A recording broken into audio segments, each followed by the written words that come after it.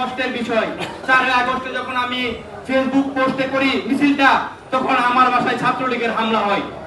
তখন উপজেলা চেয়ারম্যান ছিল শামীম আহমেদ মুরাদ, তখন সে আমার মাকে ডেট দেয়, তোর সন্তানকে যদি 1 ঘন্টার ভিতরে থানায় সমর্থন না করিস তার তোর সন্তানের কাল্লা কেটে দিব। তখন জুলাই আন্দোলন আমরা ধর্মভাষায় করেছি। বিগত দিনে ধর্মভাষায় জুলাই যোদ্ধা স্বীকৃতি পেয়েছে, জুলাই যারা আহত হয়েছে তারা স্বীকৃতি পেয়েছে, কিন্তু আমরা ধর্মভাষায় যারা জীবন বাজি রেখে একটি মাত্র মিছিল ধর্মভাষায় করেছি তারা আমরা কোনো মূল্যায়ন পাইনি। ধর্মভাষা উপজেলায় যখন 4 আগস্ট ছিল, আমরা পূর্ববাজারে যখন মিছিল দেই তখন ছাত্রলীগের সন্ত্রাস বাহিনী ধারালো অস্ত্র নিয়ে আমাদের সামনে যখন দাঁড়ায় তখন আমাদের বুক থরথর করে কাঁপতে থাকে।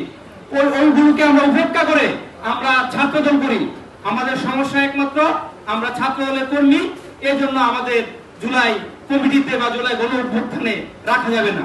প্রশাসনের কাছে আমি দৃষ্টি আকর্ষণ করতে চাই, আপনারা বিগত দিনে সমন্বয় পরিচয়ে অনেকে আপনাদের কাছে অনেক সুযোগ সুবিধা নিয়েছে, কিন্তু আপনাদের কাছে আমরা বারবার দ্বারস্থ হয়েছি, তারা তো ধর্মভাষায় কোনো আন্দোলন করে নাই, তাহলে ধর্মভাষায় সমন্বয় হয় কিভাবে? এরকম সুযোগ সুবিধা কিভাবে নেই? আমরা আপনাদের কাছে বিগত দিনে অনেকবার আপনাদের দ্বারস্থ হয়েছি, কিন্তু আমরা আপনাদের কাছ থেকে কোনো পজিটিভ নিউজ পাই নাই।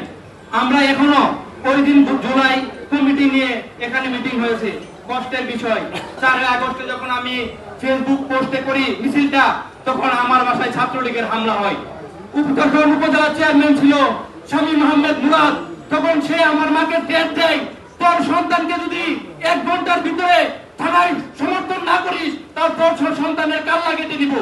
তখন আমার বাবা নাই, তখন আমার মা আমাকে বয়ে নদী পার করে নিয়ে আমার খালার বাড়িতে রেখে আসে। তখন আমার গ্রামের অনেকেই বলে তুই এই সাহসটা করা ঠিক হয় নাই, কারণ তোর বাবা নাই, কিন্তু আমার মধ্যে ওই চেতনা আছে, কারণ আমরা ছাত্রদলের আদর্শ সৈনিক, সেই আদর্শ বুকে ধারণ করে রাজপথে নেমেছিলাম, কিন্তু আমরা প্রশাসন থেকে কোনো মূল্যায়ন পাই নাই।